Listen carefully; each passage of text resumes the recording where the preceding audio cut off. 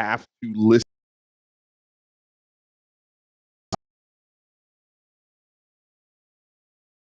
listen to the players who've been out there playing the game. Hey, if we adjust to this,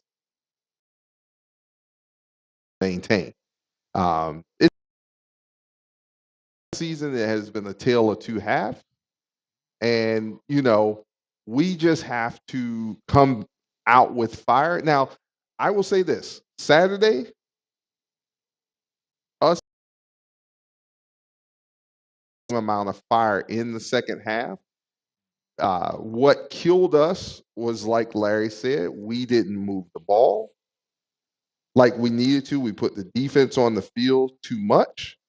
All they did was gash us with the run. And as you said earlier, that's hit or we get a line of scrimmage. You got to get them down on the ground. We can't have stupid penalties. Punting game. Use your punting game, man. If we put, them deep into their territory, it's time for those guys to show up. I am glad to have, Dearest Thomas back. And I understand, this past Saturday, he's you expect him to be rusty. He's been out. So, It does. It really does. I mean, because now at least we got somebody that knows how to tackle. Right. A linebacker that knows how to tackle. Yes. We need. Yes, definitely. Now we need to bring some of the young kids in, and that the defensive back is specifically safety. We need help at safety. Yeah, we definitely need help at. That's what. It was good to see Sean Russ. He had a little illness during the week, but it was good to see Sean back out there. And Sean came,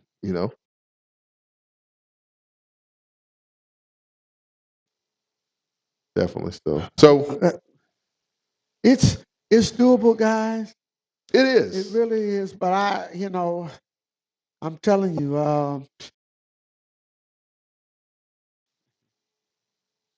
that and got to be willing to take some chances to do some things a little bit different. We've not shown that. So again, I really think that chance. But I think if the game is called right for Luke, he gives us the best chance to win football games. Yep. He really does. A news flash. That's back. Yeah, it's great.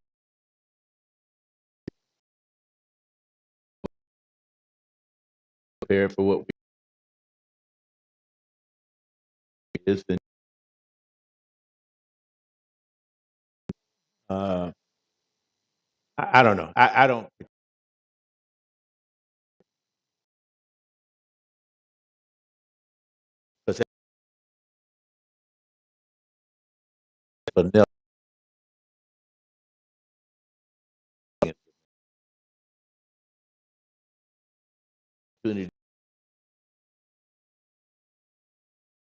Definitely. well, if we can.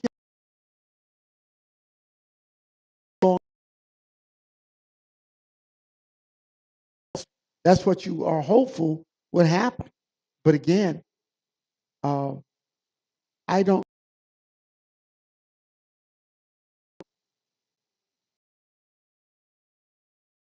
adjust. We do. Definitely. It almost Ball. If our defense could create some turnovers for us and give us some short field, if we could do that, I mean, that would go a long way to helping the cause. Grambling is not a juggernaut coming in here. No. But if you give them a chance to put a game plan together and you don't play your best game, you're probably going to have a hard time beating. Yeah, you are. Yeah. Yeah. Yeah. Yeah. So I don't know. It'd be interesting. And they're reeling right now. You know. Yeah. So we'll see. Yeah, but it's boy, it's an uphill climb. But we got to try to figure out how to get it done. Guys, let's hear a word from our sponsor, Alpha One Staffing. As we begin to reconsider how and where we want to work, Alpha One Staffing is here to help companies bridge the talent gap. I really struggled to find a second career on my own after my retirement. It's been hard for us to find the right candidates. Candidates who will push our team and business to the next level. Then I heard about Alpha One Staffing. Then I heard about Alpha One Staffing. Then I heard about Alpha One Staffing. Alpha One Staffing partnered with our HR team to help us understand exactly how to navigate this new digital world, even recommending strategies for recruitment and employee development. I needed a job that would support my needs and lifestyle while also challenging me. Alpha One Staffing was completely transparent and knowledgeable about the process and provided me with the tools to feel more confident and prepared. I couldn't wait to start my new career. We partner with our clients and assess their needs. We are the matchmakers, and our goal is to provide each client with the candidates that make a difference within their organization. Alpha One Staffing understood that we needed a candidate with digital marketing experience in our industry, someone with an innovative mindset who could help expand our social media presence. Now, we couldn't be happier with our presence online and the impact that we are making globally. Alpha One Staffing presented us with incredible, highly qualified, and dedicated candidates. We will definitely be using Alpha One Staffing for our next hire. I was hired permanently after 6 months. This wouldn't have happened without Alpha One Staffing helping me get my foot in the door. If you're looking for work, I highly recommend Alpha One Staffing. If you're a job seeker or an employer, go to alphaonestaffing.com and send us your resume or tell us about your hiring needs today.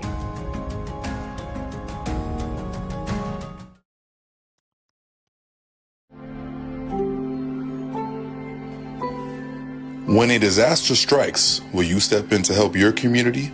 Alpha One Staffing is currently seeking disaster debris monitors to assist in supporting our neighbors, businesses, and government institutions by supervising the debris cleanup efforts.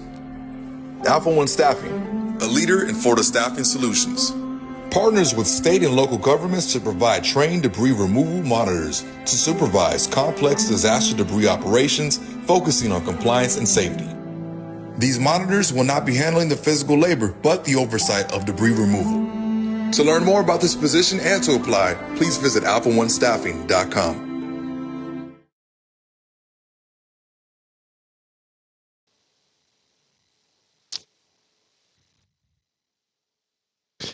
Thank Alpha One Staffing for the sponsorship of the Hail Wildcats Gridiron Show. If you are looking for employment, go to alphaonestaffing.com for more information and for their job offering. Guys, it's that time where we allow our fans to say it with their chests and call in. 386-287-1226. 386-287-1226. That is the number to speak with us here on the Hail Wildcats Gridiron Show. Once again, 386-287-1226. 386-287-1226. We know you. Some are still out trick-or-treating.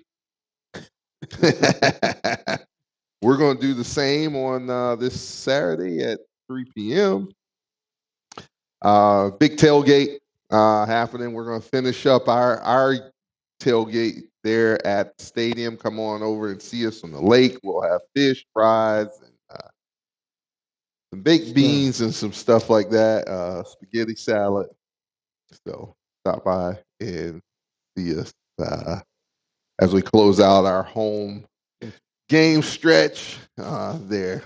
So, Ralph, I know we talked a little bit about tailgating earlier. How was your tailgating this year? This year or Saturday? Well, Saturday. How about that?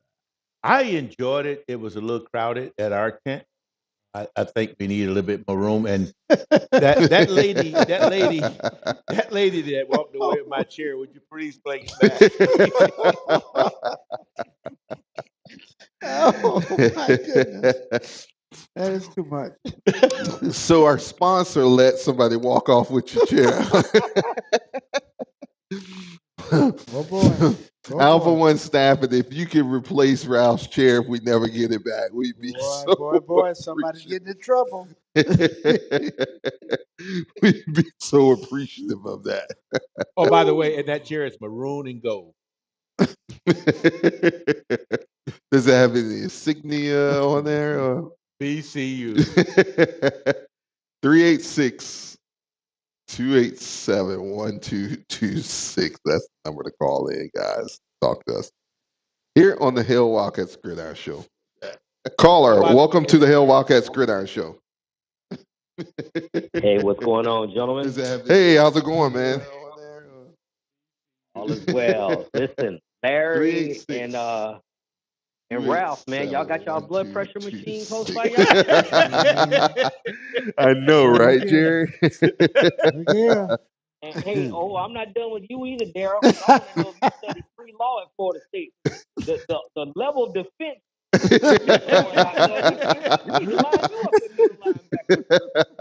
Oh, I go take care of it out there, man.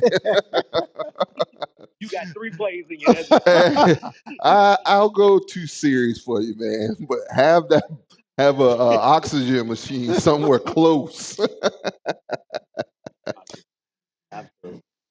So, yeah, just a little bit of self-promotion here. I think, you guys kind of looking at this game, but released the article earlier this evening that really kind of just, reflected a bit on the season, but more kind of just a reality of where we are right now, right? Because you look at where we are, the record is 1-7. It is what it is. And, and you get to a certain point that if you're in the world of athletics, the bottom line is you're being evaluated.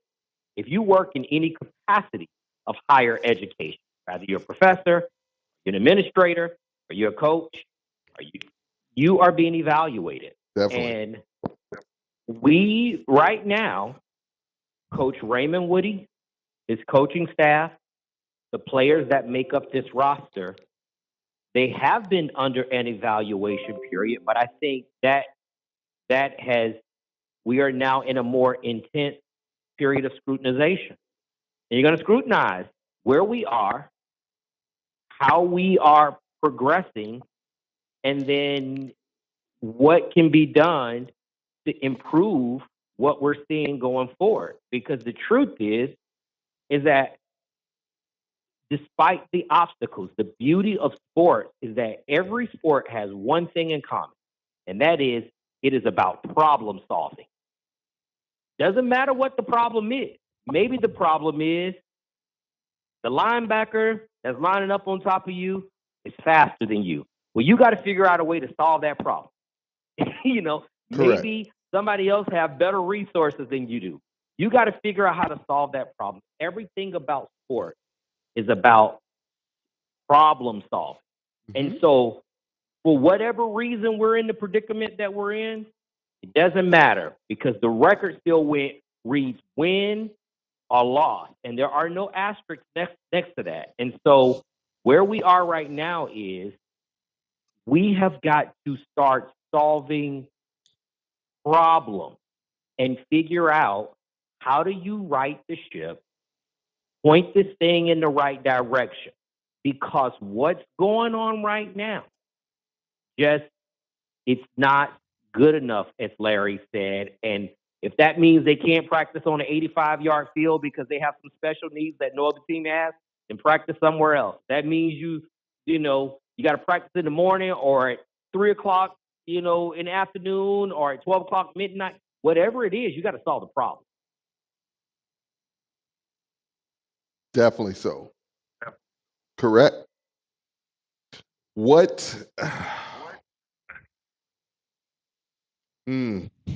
are you at on solving the problem or helping to solve? Where do you think we begin? Or where we begin is, as we laid out in the article, is again, every HBCU in the country is going to argue and say they need more resources because HBCU athletic department, as compared to the median of FCS teams, we're all underfunded when compared to the average FCS program. However, as it relates to comparing HBCUs against others, BCU is right there. We're not at a significant resource disadvantage than any other HBCU. When we talk about having time to build your culture and build your roster, Bethune will play 12 games this season. Let's take out the 2 games against the bigger schools, USF and Western Michigan. So that's 10 remaining games. Of those 10 games, 8 of them are against first and second year coaches, which means that all of those 8 of the 10 coaches, 8 of the 10 teams that we're playing have had to come in and build their culture and hire the right staff and build a roster around them and all of those things. And they're not doing it with much more resources than we have. And so we have like for like comparison. So how do we build forward? We do that by taking an honest assessment and say the next 4 games we have are against first-year head coaches in the SWAC against teams that are not operating with a different budget than you have, and they have their own issues. So you can compare and say, I'm looking at the way our offense looks. Do I see progression? Yes or no? I'm looking at these other teams who are in a similar situation. Are we seeing progression in their roster? Are we seeing progression with their coaching staff?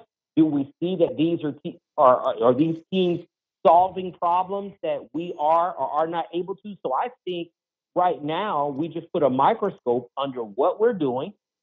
We put a microscope under our program. And if you walk away and say, there's progress, we are seeing that we are in no worse position than everyone else, our process is fine, we're just not getting the results, then you stay the course. But if you walk away and you say, we're in a much worse place than these other teams and other programs who also have first and second year head coaches, then you demand that something changes rather that, well, you figure that out. Whatever shakeup you need to change. But I think you just have to give an honest assessment and evaluate. And as Larry said, the test is coming. We'll be there. No doubt about that. It definitely is. Yeah. So again, it's hard to just say that we're 4 years now. Now, again, I'm saying this because I'm saying evaluating where the program is. Raymond Woody wasn't there for 4 years, but we're 4 years into a losing cycle, right? That's a whole recruiting class. 2 years with the last 2 years of Terry Sims. Now the first 2 years of Raymond Woody. He cannot get to a winning record now. He's already lost 7. The math just isn't there for that. Right. So we're going to have 4 straight years of a losing record. So, you just start looking towards the future and say, what tools do he need, the program needs, to change that around? Because, again, I just can't imagine, it being okay that we stay in this cycle for another 2 or 3 or 4 or 5 years. So whatever the right answer is, there are a lot more people who have a lot more data and know a lot more of what's going on inside the house. That's why you have athletic directors and head coaches and, staff assistants and all those people to figure out what's necessary. We can speculate from our perspective, but what we are all in a position to say is this or is it not good enough? And I do think that at some point, when supporters give of their time and their money and their effort and their energy, they have a right to have an expectation of certain things. And watching players quit, as far as an effort standpoint, that's not acceptable. Watching your program not progress, at some point, as fans, you say, we support you, but we can say that's not good enough. That's okay. Right. And right now, it ain't good enough. I would agree. Excellent point, Jerry. I would agree. Excellent point. Oh, and speaking of quit, I want to put this out there for my guy. Tavares Hammond, the right tackle, he jumped on Twitter on the spaces that we have. We do have those every Sunday night on Twitter. For those of you, it's all talk, man. So you don't have to listen to us. If you got something to say, you get to say it. And we just try to be respectful. But he jumped on and did clarify that he has not quit on this team and that he is taking a red shirt because he made a business decision. He realized that his goal is to play professional football. And he realized that this was his last year. And so in efforts to improve his chances of playing professional football, he needed to work on some technique, needed to work on getting stronger. He realized that he was not ready to play professional football. So he decided to take a red shirt, work on his technique, and it is his full intention to come back and play for Bethune-Cookman next year. He has not quit on his team. Traveled to every game. He's been on the sideline. He's still there, but it's just a personal choice to improve his lot, and I completely respect that. So, for any fans wondering if your starting right tackle quit on you, no, he didn't. He's just doing the best thing for him and his future, and you got to respect that. Pretty much. Absolutely. Pretty much. Definitely. Thank you for that update. Yeah, no problem. So again, well, that's what we all are, right? We're making assessments about the future and saying what do we all have to do. I'm saying we all, like I'm in the program, right? But what's necessary? Well, you are, Jerry. Thank you for that. Maybe not directly, but indirectly. Yeah. Jerry. Yeah. Before you leave us, what's your game plan for Saturday? Game plan for Saturday? Yes. Go out. Here's my game plan for Saturday. My game plan for Saturday has nothing to do with X's and O's. My game plan for Saturday is go out and play with effort and intensity, and we can live with the outcome. But show me some effort. Show me that you are engaged for 60 minutes, not 30 minutes, not 42 minutes. In the case of Clark, not 59 minutes and 57 seconds. We need 60 minutes of football from those who are wearing a headset. I say that because in the press conference, Coach Woody said over and over and over again, we didn't make adjustments. They made adjustments. We didn't make adjustments. They made adjustments. He was scouting his coaching staff immediately after the game. We did not adjust, and we needed to adjust. That's from the coach's mouth. That's not from armchair quarterback. And so whether you're wearing a headset or you're wearing, helmets and shoulder pads, go out and be engaged for 60 minutes of football. You call your best game and you play your best game. You give effort. And at the end of the day, I can live with whatever the scoreboard says, knowing that everyone was fully engaged. What I can't live with is people just settling into default mode and just hoping and praying that something different. No, it changes when you go and make it change. That's why we love sports, because people go out and you solve problems and you make things happen. I agree. Excellent point. So I'll get out of the way and let some other people call. But again, I think, again, we're just at the point now where, evaluations we're making evaluations. And I'm sure the coaching staff, they're scouting everything. Scouting themselves, scouting their players, scouting everything. But ultimately, we just all want to see, but we want to be proud of our guys. And, definitely. We do know that guys it's not that they're not trying, but we're saying whatever those adjustments that need to be made, make those adjustments. Again, in the locker room, on the field, in your practice, whatever needs to happen to get results. We're just hoping that those guys do it. And I'm hoping that they find a way to get at least 2 wins out of the last 4. So I would hate for Coach Woody to end this year with a worse record than he had last year. I just don't want that for him as a man. I mean, it's a personal thing. I like him. I don't want him to have to wear that.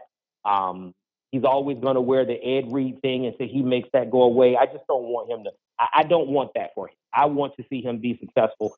So I'm pulling for him as a human being, as a man I've known for 20 plus years, but also want it for the program. So, with that being said, I'm going to get out of y'all way and let y'all talk to some other people who don't run their mouth as much as I do. You're Thank okay, you. Jay. Thank you for your input, Jerry. All right, man. We'll talk to you, bro.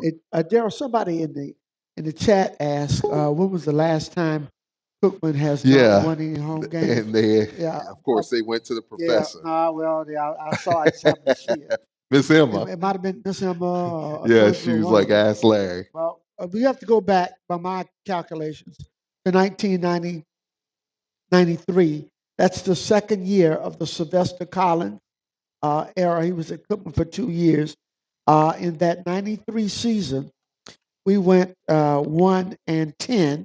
Sylvester was relieved of his duties late in the season. But the only game that we won that year was at Norfolk State, 33-31. And Sylvester Collins was not even coaching by that time. He was relieved of his duties. An interim coach, Tyrone McGriff of Florida A&M fame, coached that particular game, and we beat Norfolk at Norfolk State 33-31. So that's the last time we didn't win any home game in a football season, 1993. Gotcha. I mean, they're winnable. It's something that I heard. I've heard Travis Rowland say, and even Jerry's brother, Jeremy Bell, says winning football games is hard. It's not easy. It's not easy. It's not easy. And I think a lot of people don't really understand the gravity of that statement that those two coaches make. Every game you're coaching for your job. Yeah. Yes. And as the years go by, these coaches, there's more and more technology that's preparing these coaches and everything. And, some of the best coaches came from high school, and they're, Gus Malzahn. I was about to say Gus Malzahn. Gus Malzahn. That's where he came. Right. Exactly. Right. And his offense was, blowing the doors open. During Art Brow's tenure and with his son Kendall Browse, their offense was electric at Baylor. It was a whole tree Yeah. of these guys who were running this high tempo pace offense. Yes. And they were successful. Yes. I mean, we go all the way back to the pistol offense was basically born at Nevada. Absolutely. And then we go from the pistol, and then everybody's running air raid. Right. And then that became the thing. Yeah. So, now we're RPO and almost everything, Absolutely. So 386-287-1226, 386-287-1226. Man, South Carolina State is. They got a glove on a glove. Yes, on they do. They do. It's like they're in the huddle. I mean, yes. They're just continuing on from Saturday's game. Yeah. Yeah. Getting Trey up there. Yeah, Trey is getting really animated. You can tell. Yeah. 386-287-1226. Let's talk Wildcat football. 386-287-1226. Most of you all should be back in from your trick-or-treating, getting ready for Wildcat football on this Saturday, or high school football tomorrow night, and then Wildcat football on the Saturday. 386-287-1226. Congratulations to Mainland. Didn't they wrap up I think it's getting into the playoffs? 31 consecutive years. Yeah, I believe 31 consecutive years. So congratulations to Jeremy. Yeah. Doing a great job and rallying that program. Definitely. Buck Prize never dies. Never. I can say that as a former Buccaneer. Good to see. There you go. Mainland battling back and getting into playoffs, and all you want to do is get an opportunity to get in. That's definitely what you want to do. Anything could happen in the playoffs. It definitely can. Especially if you're playing hot football. Yeah. Yep. You get on the hot streak at the right time, man, and next thing you know, you're in the big dance. That's it. 386-287-1226. You got a lot of buck pride never dies. Yeah. Absolutely. Absolutely. Guys, it's just as you were saying, Larry, it is, man, This is football games. no. I mean, the easy armchair guys, Right, they- right, right. everybody has an opinion, etc. Right. But when you really drill down to what has to happen to win a football game, it's hard. There's a lot that goes into it. Everything has to work right. Every coach has to be on the right page. The players have to minimize mistakes. Everything that, you have to be prepared for everything that happens in the game. Well, again, my alma mater, Mainland, is a perfect example. Right. They got off to a god awful start. Yes. Yes. And no one knew where to put a finger on the problem. But give them credit. Give that coaching staff, the head coach, the players, give them credit. They went in that They did. and circled the wagons, went in the locker room, talked about it, made some changes, made some adjustments, got in each other's faces, and the outcome is a ball club right now that has a chip on its shoulder because it's still Mainland High School, and it's a standard there. It's a standard. Yep. Yep. But sometimes I get the impression from our team, BCU, is that nobody gets upset. I'm talking about players that we lost. I mean, it's almost as if they accepted the fact we just lost. I won't say that, Ralph, because I have talked to a couple of them that I'm not going to say all of them don't, but I've talked to a couple who, when they came here, they came to win a championship here, and losing just is like put them in zombie land. They yeah, he's gashing them, but they feel like they can help out so much, but just they're disappointed. They're so disappointed, and I've heard it, Ralph. I've heard it. I don't know. I just don't see the type of leaders that customarily is on a Bethune-Cookman College. I don't see those guys. I look at them on the sideline, and I don't see. I just don't get the impression that they're really into it. I mean, they're into it until something goes wrong. I mean, they were really into it the first quarter on Saturday, and then after that, it seems like everybody was in the dump. That's the impression I got. I'm not necessarily saying that's true, but that's the impression I have.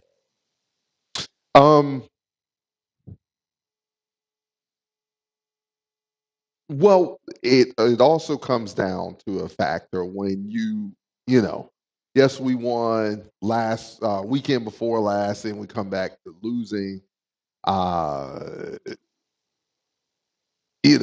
Some where they came from was that type of way. So it's just like there is no substitution for leadership, right. Especially player leadership. No more vivid example than what has happened to Florida State. They lost all the leadership that they had last year in a senior laden ball club. Went back into the portal thinking they were going to hit a home run again, and it's just not there. And we're sort of like that as well. We don't have any leaders that we can identify. That's the point. And that's what's so critical. That's developing that culture that promotes winning. Lynn Thompson used to always say, you get to a point where some games are won by the program. Right. The program knows how to win. Yeah. And we're not there right now. No. I mean, for me, we don't even look like the Bethune-Cookman that I used to. No. We don't even look. No. I mean, and I'm not even talking about uniforms. I'm just saying we don't walk like we used to walk. Who is that? And what I'm saying is, how many? There's only 2 players on that team who have been here, to know what the tradition, to know what's expected. And just like you said earlier, the Culture? culture, the portal kills culture. Oh, it Boy, it does, absolutely yeah. does. You know? Yeah. It absolutely does. I mean, it's gonna, The portal is like building a house that's prefabbed yeah, rather than building one Right. from ground up with brick around block. I mean, we've already said this before. We'll say it again. If you're thinking about getting your ship upright through the portal, then you've already lost. It's not going to happen. It's fool's gold, is what That's it what is. it is. Oh yeah, they was at a Power 5, okay, but they can't play at this level. They couldn't play at the Power 5 level either. So I don't know. I just again when I'm saying it just didn't appear to me that we were into it because I don't see any real leaders. You know, I just don't see it. So what you think, Professor?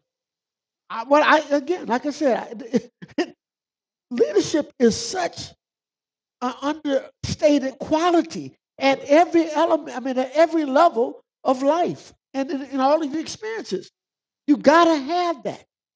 You really got to have it, and especially when you're dealing with teams. We were talking last week, and Willie Jackson listens all the time. He's listening tonight, and we talked about beat Jackson State last week, 50 years or so ago.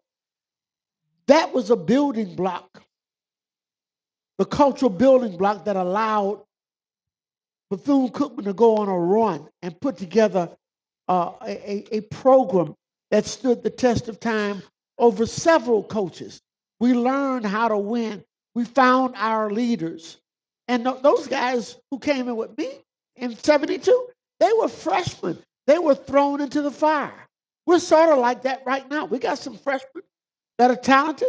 We got to throw them baptism by flame. They got to get out and play. And they are getting that. And I think those are the guys like the Dennis Palmers and the guys like that are going to help us with the culture and grow the culture. One thing we have to remember when we're talking about culture, let's just say, let's go through the coaching lineage first, real quick. Let's go from Coach Wyatt to Coach Jenkins. When he left, there was a lot of players who came in under Coach Wyatt, right? Well, Coach Wyatt left the cupboard completely full. Right. It was not bare. It was full. And so then we went from Jenkins having to someone who was already on his staff, who was familiar with who's coming in and things of that nature. And then you went to someone who, yes, Coach Woody graduated from Bethune-Cookman. He knows the culture around here, but you're under a whole different, I mean, how many of those players when he came in that were from Sims to Coach Woody, how many of them are still on the team now? 2, I believe. Probably not many, but a major natural phenomena happened. COVID hit. Yeah. And COVID wiped out a lot of things at a lot of schools. Totally kept teams from playing. We didn't play any sports one year in 2020. And so a lot of those kids who were juniors, they didn't even come back for their senior year because they were able to graduate. Yep. So therein, then Terry comes back 2 years later. He hits the portal, and we know what he brought in. It was like going to San Quentin. Okay? I mean, literally. I'm just being honest. No. I mean, the culture that was built was lost. We saw no discipline. We saw all kind of things. And we're having to dig ourselves out from that right now. That's why, to me, it made more sense to go with a youth movement and build from ground up. Transfer, Willie. And build from ground up. Willie was asking his number 15 freshman or transfer. He's a transfer. Came from the portal, Willie. And most of South Carolina State, a lot of their transfers came from the school that the coach came Benedict. from. Came from Benedict. Division II school. Well, and that's the thing that you have to look at because, I mean, look at Mercer. Well, Mercer brought Gardner-Webb's team with them. Right. And they won. So the culture all they did with was them. change places. Yes. It wasn't, you know. But see what I'm saying, but that's FCS to FCS. But what we're saying is if you can get guys who have cohesiveness, not guys from, we have 3 guys who, yes, came from Cal, but they had stops. 2 of the guys had stops along the way from leaving Cal. So, and then we got guys from everywhere else. But there are one of the major issues, and this is at any program. We're talking about the players and we're talking about leadership. But every coach has got to have leadership qualities and understand the temperature in that locker room. Because it starts with the CEO, the head guy. Yeah. So they got to do a good job with that. There's no doubt about that. It's going to be so hard, and that's, we talk about the portal, the portal giving and taking away and things of that nature. In this age of NIL, it's so hard. Because, I mean, let's just basically say you're basically almost looking at the NFL because they are being paid to not technically called paid to play, but that's what it is. Literally, look at the coaching. Look at the coaching right now in college basketball and football. Legendary coaches leaving. Nick Saban left. Yes. The coach at Virginia in basketball won a national championship 2 years ago, left. They can't deal with a lot of. They don't have the control. No, it takes it away, and it's hard. You're an older guy. You don't want to deal with that. No, you don't want to deal. You don't want to deal with that. No. So it's a different experience altogether. Yeah. That a lot of these coaches did not have just 5 years ago. Tony Bennett ran a great shop in Virginia. Yeah. And he just decided all of a sudden to announce his retirement this year, not doing it anymore. That's it. So that's what we're facing right now. But if you're going to do it and you got to deal with all these changes, you got to have your finger all over the pulse of what's going on with these athletes. You got to have the coaches at every position that can handle it. You got to have someone supporting you also from that top. Also, that hey, this is what I need to make this happen. Yeah. And see, I don't know whether or not I agree with what you just said, because the CEO hires his own staff. Yeah, but the money has to come from somewhere else, somebody else, and the CEO does have someone over them also. Yeah, but I guess my point is, if I'm the CEO and I tell you I need this in order to make this effective, and you say no, then I won't work for you. But you don't know that coming in. You won't know that coming in. Everybody's going to put on a good face coming in until they get you here, because their neck is on the line at that point. All right. Yeah, that's what we're in right now. We have if in fact we're talking about playing this thing out and shaking up the coaching staff, buddy, let me tell you what, it better be a home run. It cannot be. Right. We cannot. I hear the idea about us starting late, and that's why we got what we got. I'm almost to the point of saying you got to do over. We need to have a committee. Yeah. To sit down with the coach. Right. To look at who we're bringing in here, because we have no room for error. Zero. It's got to be home run hires if we go that way. And they got to fit right in. And we got to have the support to bring those people in. Well, too. if you get to that point. But I'm saying if that route is the route you're going to take, I don't want to trust one person to make that decision. I think that person needs to have some input. Right. Literally. Which person is that? The head coach. The head coach. The head coach. Because if I'm the head coach and I don't have any input, I'm not. No. That's not what he's saying. He's saying that he feels the head coach should have some help from a committee. Like, hey, let's look at this person's resume all together, and like this person who in this fits the best. next just hiring just cycle. like a You talking about the Knicks side? If in fact we shake up our staff, yeah, and we bring in some new coaches, I don't trust right now because I know what we have right now. We're going to get one shot at this. One shot at is making this thing right. So I don't know, but we're not there yet. Let's finish what we got going on. I'm getting too far ahead of myself. We got to get to the end of the season. I'm putting the cart before the horse. Let me just I'm gonna pipe down right now. We already have us. This is what happens when you don't eat dinner. A few weeks ago, yeah. Ralph, give us your closing words, man.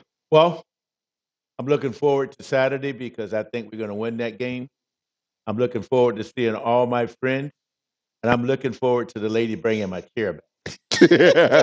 That's the biggest feat. If that chair comes back, we're winning Saturday. How about that? Those are my closing words. Larry. Hey, this is the last home game of senior day. Boy, do we need a victory. We need our fans to show up. Let's come out and send these seniors off the right way.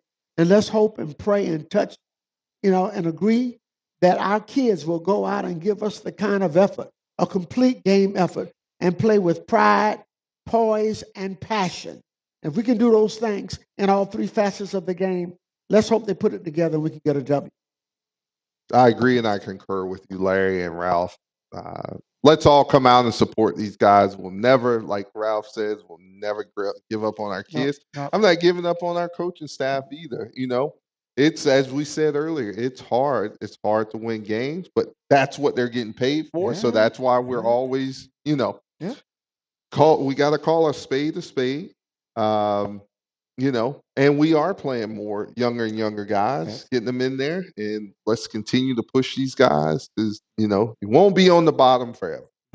We won't be on the bottom. This is our last chance, to get that home. Get that home victory. That home victory. Yeah, Let's because get that home cooking. Because if that question gets asked again, we'll know the last time we didn't win a home game was this particular year. I need Mickey Joseph to have to go deep in his pocket this week. I'm with you now. I want him to have to pay out 10 stacks.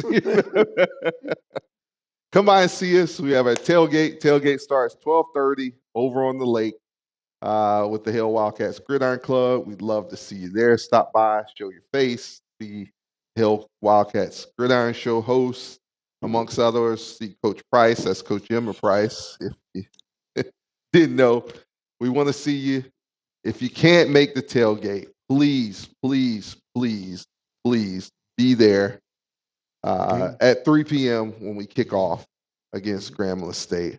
Also, if you can make it early, come early so we can cheer our guys on during the legacy walk. It means a lot. It really means a lot. So, want to see you there. 12:30 for the Hail Wildcats Gridiron tailgate. Can't make it. 3 p.m. kickoff at Daytona Stadium. Our Wildcats face the Grambling State Tigers. For Mr. Ralph Smith, Mr. Larry Wesley, Mr. CC Cruse in his absence, Mr. Jerry Bell, you were listening to the Hail Wildcats Gridiron Show. Hail Wildcats. Hail Wildcats. Hail Wildcats. Have a good night.